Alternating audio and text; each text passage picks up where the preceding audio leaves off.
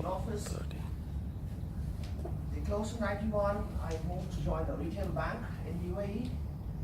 From there on, we went to Australia, to Sydney. I worked for a division of TNT Australia.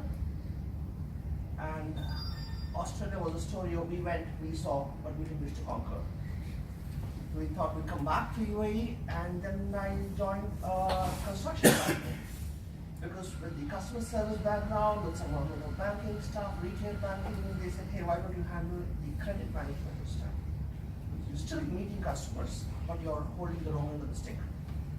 You're not going for sales and service, we're going for collections and handling contracts, gap analysis, risk management.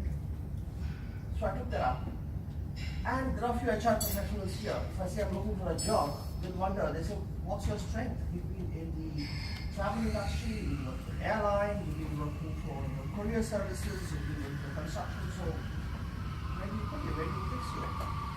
That's when I was in a corner and I started doing a lot of concentration. And then, like Steve Jobs rightly says, you can connect your dots, but you're looking back, not looking forward. And that's what I thought, what Air Canada has given me as an experience is the fact that each and every industry had one thing common, and that was customers. That's when I started doing a lot of research work, and I started writing for Gulf News.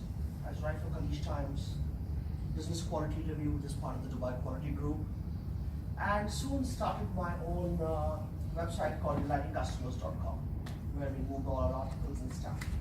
During the course of all this, doing a lot of research work, and there must be things which is holding service in place.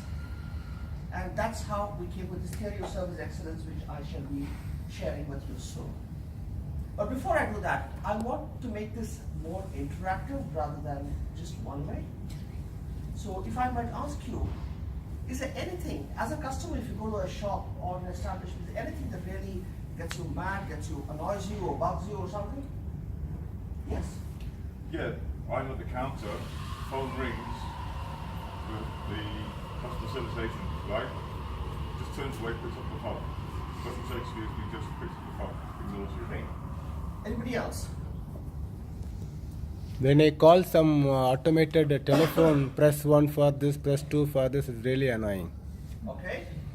Just park your irritations for the moment, because we'll address that in the end again. Come on, I'm sure all of you have been customers. You all are very happy customers, or you've had situations which has not been very pleasant. Yes? A lack of staff. You're looking for someone who wants to help.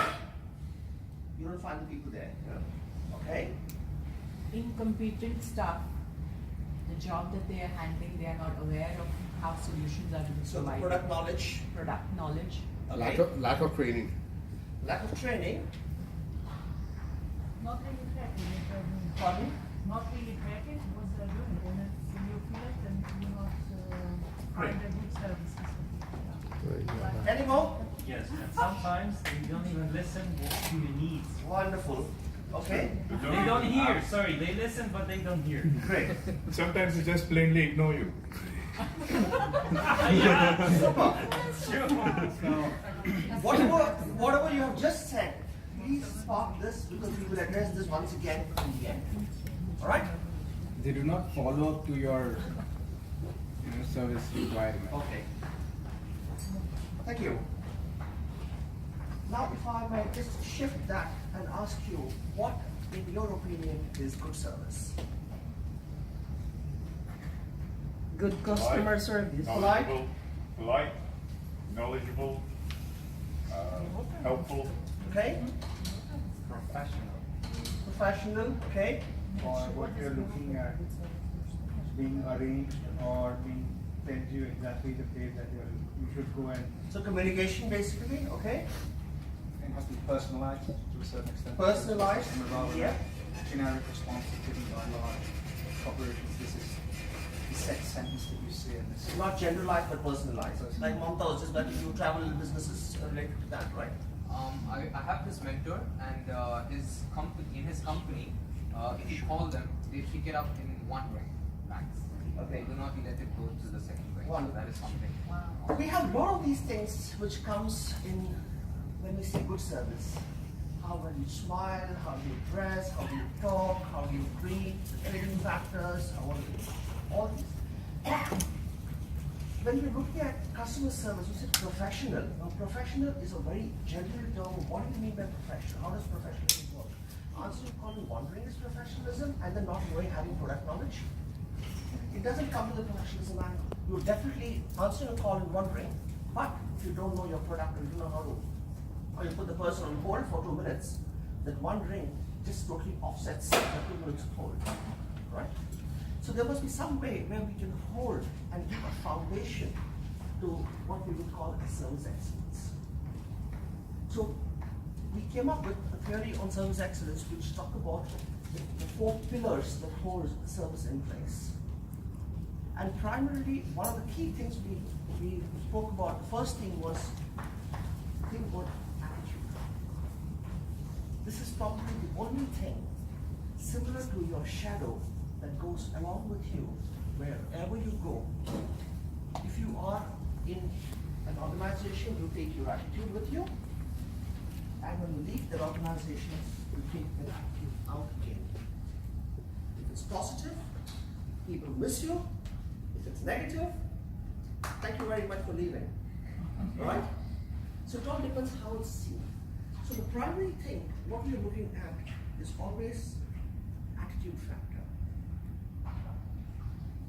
Like I remember when I was flying on Jet Airways, unfortunately they had an issue, they had some hiccups right now, which is a totally different ballgame. I had this chronic cough, and this lady from nowhere, she just comes with a glass of warm water. And I was pretty surprised because I was taken aback. Normally this doesn't happen. That's why. So she didn't bring water, but she brought warm water. So then I asked her, this is not heard you coughing, and so I thought, let me get you the warm water. That's attitude. Empathize for how a person wants. I'll give you another example. On a Friday afternoon at about 12 o'clock, I called the supermarket down below. And so I said, what's wrong with you? 12 o'clock and all the shops are closed now. Now nobody would be open. Okay, I tried one. I said, maybe the other guy must be open. I tried the other one. Nobody was open then. But at about 1:15, the second supermarket gave me, returned my call. It's just a grocery down the area. It's not the necessary. It's not a professional.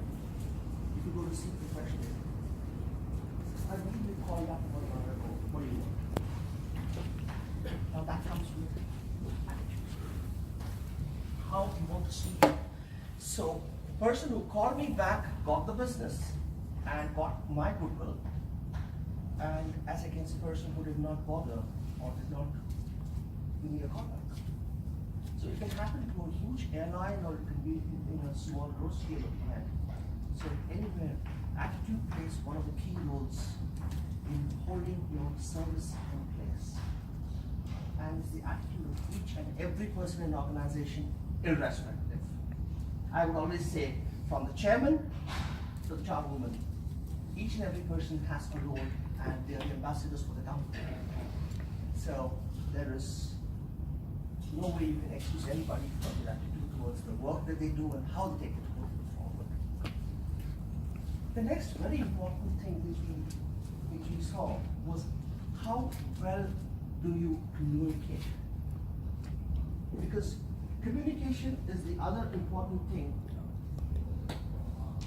that plays. If you are communicating to a customer, let's say you're going for a refund, and you want to understand what is the refund policy or procedure. When you go for a refund, would they give you, would they not give you, would it be returns, or would they return the money for you? If they tell you what is the procedure and how it works and how long it might take you back to your credit card, or they give you cash or whatever, you are more at ease. So it all depends how well they communicate and tell you how things are happening if they're going to give you a refund. Or for that matter, I came across my one of my relatives had come down and he had booked for taken a reservation at one of the golf courses. It was the Maidan Golf. No sooner he made the reservation, and within probably a couple of hours, he receives a message from them. Everybody does it nowadays because it's always, you get the name very right and thank you for your reservation kind of stuff. But the way it was written was, congratulations, you are on a golf date with the track.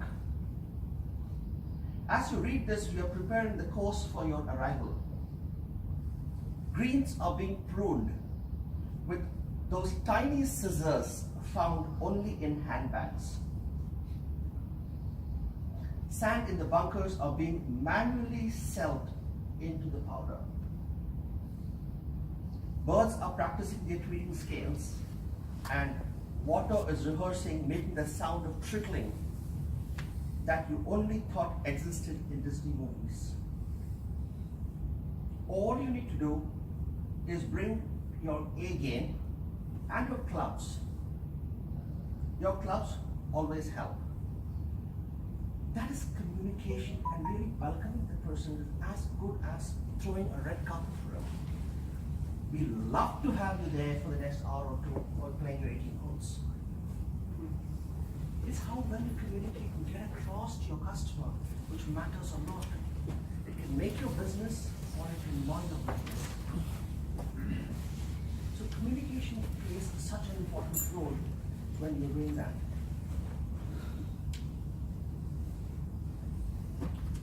The third thing which we look at is the time factor. Can you deliver on time? And what do we mean by on time? We often say, just a minute. What does just a minute mean? It's very loosely used and invariably not valued. Tell them we need 5 minutes, but just a minute is a sentence which is like, hi, hello, how are you, kind of stuff. It's taking that kind of connotation now. Well, we're talking about a minute, leave that aside. What did we tell you we'll come back to you by next week? The question is, do you go back to him next week? Or are you still late in getting back to the person? Remember, delay in itself is not harmful. That's how the customer feels about the delay. How many of you here have bought anything from Amazon? Have you all experienced that when you buy from Amazon, they give you a delivery date? Yes. And invariably, it is delivered before that. True. Yeah. It's basically what they call as the under-promise and over-deliver. So you always find when you order anything from Amazon, they give you a date, but it's always received a few days before. Or if you're going to be having, let's say I've come here late today, you're all already seated here, come on and wait. Time plays critical roles. Even if I'm going to be late, I can inform yoga, hey, I had a problem, I got a flat tire, something happened, and I'm going to be late by half hour. At least the expectations of each of you is not met, but it's kept at bay for this point in time. So whenever you're trying to make any promise to your customer, it's so very important we tell them, give them a time and make sure that we have buffers. And that's for any business we're talking about. It could be the travel industry, it could be a finance professional, or it could be in anything. If you're doing a delivery, can we deliver on time, or can we keep some buffers on that? And then do a delivery much before that. This matters a lot. We looked at the 3 aspects of it, and invariably organizations feel that they got their act together. They all feel, wow, we got our attitude is right, we communicate well, which is one of the key pillars, and then we are also on time. But there's one very, very important thing, which is the heart of holding service in place. And that is the organization's process, policies, and procedures. Take the same example of Amazon that I'm sharing with you. Why is it that Amazon always delivers ahead of time? It's because that's the policy and that's how they work the whole thing. I would always talk about Amazon because I've had a fabulous experience with them. I ordered for about 6 books. The books did not arrive on time when I expected it 2 days before. So the day after the due date, I write to them saying that I've not received. And back came a reply in less than an hour saying there's no problems, we are sending a fresh set consignment for you. They were so clear in their communication, you will not be charged once again. I didn't have the apprehension. I didn't have to go back and ask them for it. They understood, they anticipated, they empathized with what I probably would be going to be asking next. You will not be charged twice for it. However, should you receive the first consignment, please accept that and don't take delivery of the second consignment and return it back. They were so clear in their policy and the procedures of how they operate and what kind of problems can be faced and how to handle that, keeping the customer's apprehensions in mind. And as expected, no sooner I sent that mail and I received the reply, after 2 days I received the first consignment. Hiccups do happen. No organization is perfect, even Amazon. So it did happen that it came late, and then came the second consignment. Then I said, I'm not accepting this, and sent it back to them. And they have the procedure so very clear that the courier knows that if this is an Amazon is not accepted, he didn't even bother to ask me anything, he just took it back on that. Because they know that's how an Amazon consignment works. So what kind of procedures you have matters a lot. If you are having policies and procedures where you are looking at, or what I always say, see your business outside in, but start working inside out. 95% organizations work the reverse. This is what we are manufacturing, this is the services which we are all ready to offer, and then you go about with it. The question is that what your customer is asking for? Or does he want something more? And if so, what more? How can I do it? I want to give you a very simple example of, you've probably seen this. McDonald's has been here for many years, right? They started the delivery service just about 4 years back, 3 years back. Correct me if I'm wrong. Yeah. Till before that, they never had delivery service. Pizza Hut started, KFC started delivery service, so do everybody. And today, Zomato is order of the day. And Tom McDonald started delivery service.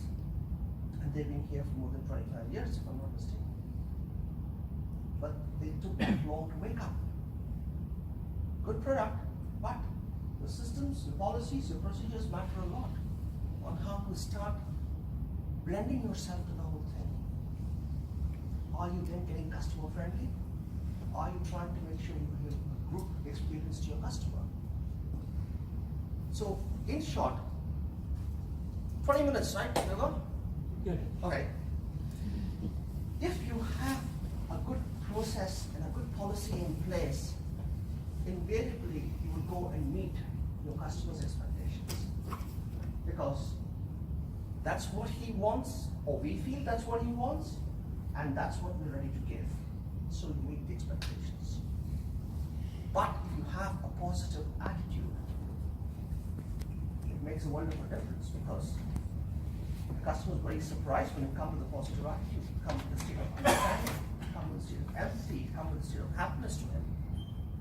So he is definitely and pleasantly surprised. Whenever you communicate to your customer about your product, how you go about doing things, what is it, the refund policies it might be, or anything for that matter, you make your customer more knowledgeable, and when you're getting transparent and making more knowledgeable, there's a very important saying: never sell to a customer, instead help the customer to buy from you.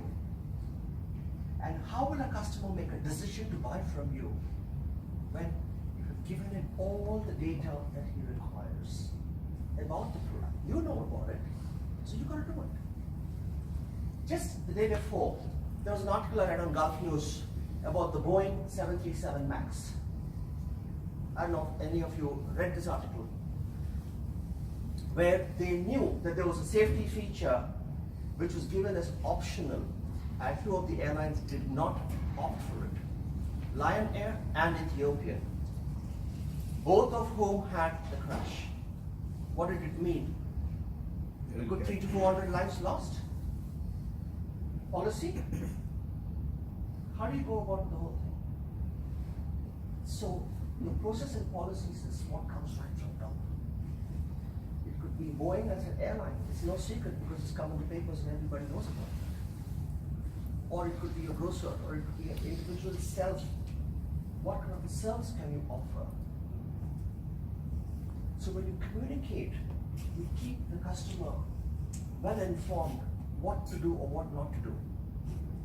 And when you perform on time, which is a key thing, the customer is satisfied. When you are having your entire package together, why do we call it pact? It's more of an agreement between a service provider and a customer. A pact is an agreement. You take care of me, and I take care of you. It's a very simple thing. In fact, customer service is very simple, but it's so complex because we deal with human beings, and each human being's requirement for the same product differs from one to the other. With that, I would rest my case, and what I want to do is, I want to go back to whoever gave what annoys you most, and does it fall within these 4 pillars? Yes, sir. You mentioned what annoys you when they don't answer your call, or they are answering another call when you're there. There's a customer standing in front of you, phone rings, they answer. It's because of their attitude. How will they communicate with you? They can just say, excuse me if you don't mind, right? And then answer that call. Who else? Lack of staff. Lack of staff? It's again a policy issue of the organization. Whether you want to be lean or you want to be healthy, and how. What's your perspective, basically? Yes? The organization tries to introduce the technologies to save their costs. They're thinking that they are improving their customer services. You said putting a call on hold or something. But as a right? customer, I prefer a human-to-human talk. Yes. So it's again a process policy issue of the organization. Training. Yeah, that's a process and policy. Exactly. So if you see any of the issues that we're looking at, they fall within these areas of process policy of an organization, how to do it, attitude of anybody. The service culture is an attitude of the company, and how does it start? It starts from the individuals. The culture doesn't come up on its own like that. How well do we communicate what our business is all about? I'm talking of newsletters, I'm talking of social media, I'm talking of one-to-one communication, and really help the person sort out the problems. And do we deliver on time? So basically, customer service excellence is basically a pact. You take care of the customer, and he'll take care of you. If you have any questions, you're more than free to ask me, and I'll see if I can help you with that. Yeah, we have time for 2 questions. And before I do, I'm also leaving some bookmarks here for you. You can take a choice and pick whatever if you feel like it. All right? The books are there for you to see, not to take away. The books are available at California Bookshop, at Jashan Malls, McDonald's, Dubai Airport, and in India. Yep. Are there any questions? 2 questions? Yes? In terms of implementation of these 4 pillars in the organization, is there a particular order to go with? Yes. If you're starting an organization, there would be an order. In the sense, like, if you're going as a startup, this is what we're going to offer, this is our line of business.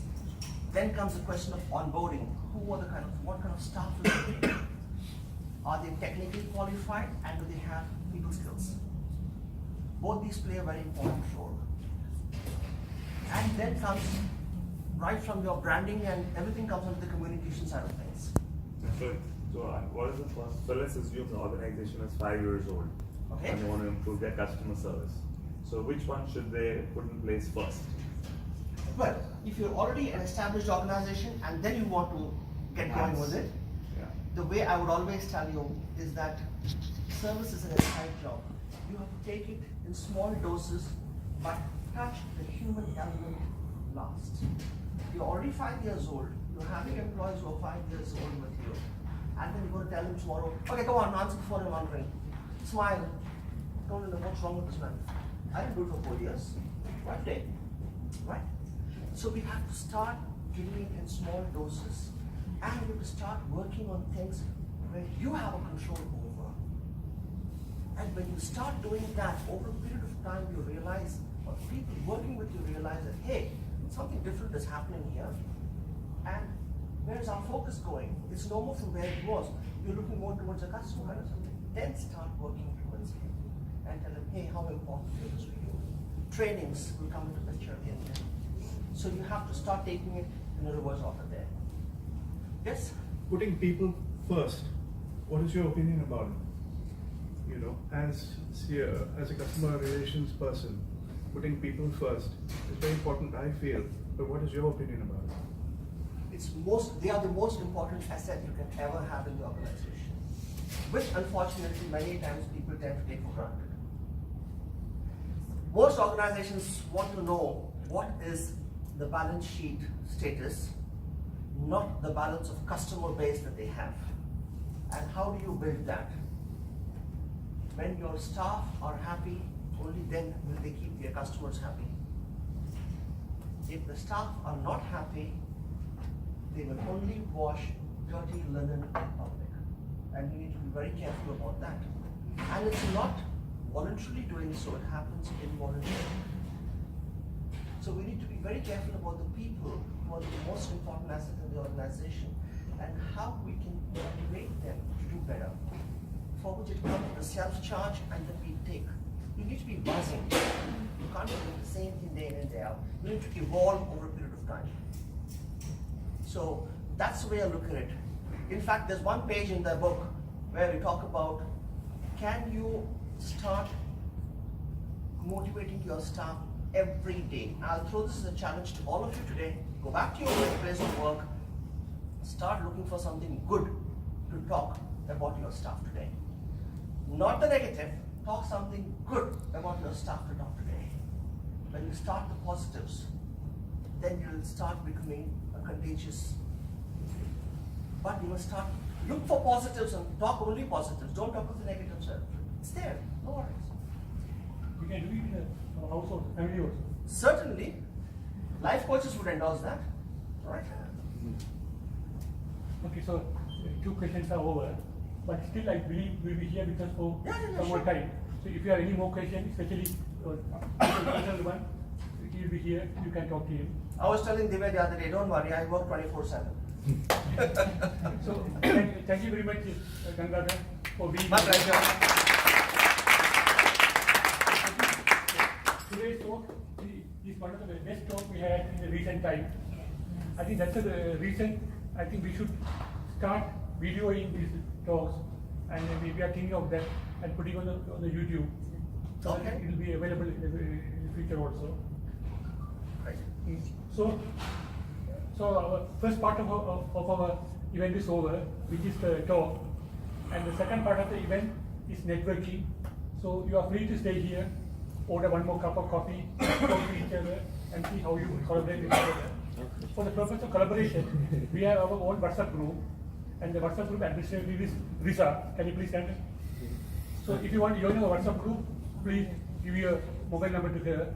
But WhatsApp group is only for professional discussion, not advertising your company, etc. Maybe you can give a brief introduction of yourself when you join for the first time, but don't use it to forwarding messages, which is anything. There's a fine of 1 million if you forward some forward message. So please keep that in mind.